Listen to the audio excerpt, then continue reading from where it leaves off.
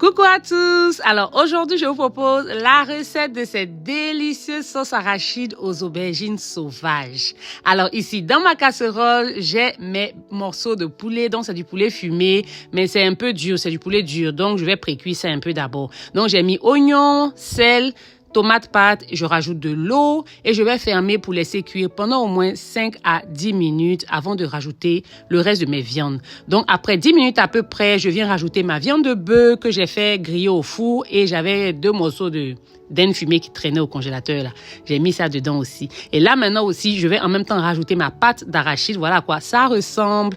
Voilà, je rajoute ça dans la casserole comme ça. J'ai pas délayé d'abord, j'avais pas ce temps là. J'ai pas délayé dans l'eau d'abord. Vous pouvez faire ça si vous voulez, mais j'ai mis directement dedans comme ça. Ne vous inquiétez pas, quand ça va cuire, ça va bouillir, ça va se dissoudre, bien se dissoudre même. Donc après au moins 10 minutes encore, je reviens et là je rajoute mes légumes, donc mes crabes et mes légumes tomates, oignons, piments. Là, j'ai rajouté une cuillère de soumara, poudre de soumara. Ça va rehausser le goût à défaut de cubes d'assaisonnement, d'accord? On va même pas sentir, mais ça va rehausser le goût de ma sauce, d'accord? J'ai rajouté encore un peu d'eau. Je vais bien mélanger le tout. Je vais fermer et laisser cuire jusqu'à ce que mes légumes soient bien cuits et je vais les retirer pour les écraser.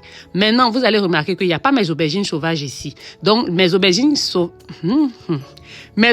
sauvages, je vais les faire bouillir sur le côté. Voilà à quoi elles ressemblent quand elles sont fraîches. Moi, pour moi, elles sont foncées comme ça parce que ça sort du congélateur. J'avais gardé au congélateur. Je fais cuire ça sur le côté parce que c'est tellement petit, ça va se perdre dans la casserole, d'accord? Donc, une fois que mes légumes sont prêts, je vais venir retirer mes tomates, oignons, piments et je vais aller aussi retirer les aubergines sauvages que j'ai fait cuire sur le côté là-bas. Là. Je vais tout mettre dans mon mixeur, je vais écraser le tout.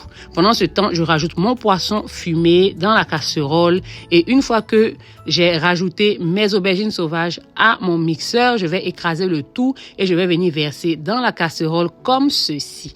J'ai rincé avec un peu d'eau, j'ai rincé mon mixeur avec un peu d'eau pour venir rajouter dans la casserole, mais j'ai fait ça hors caméra, d'accord? On fait pas de gaspillage. Tout ce qui est resté dans le mixeur là, tout est venu se retrouver dans la casserole ici. Donc, je vais bien mélanger le tout. Et une fois que c'est fait, on va goûter, ajuster s'il y a nécessité. Et là, maintenant, à la dernière minute, je rajoute ma poudre de crevettes et de poisson.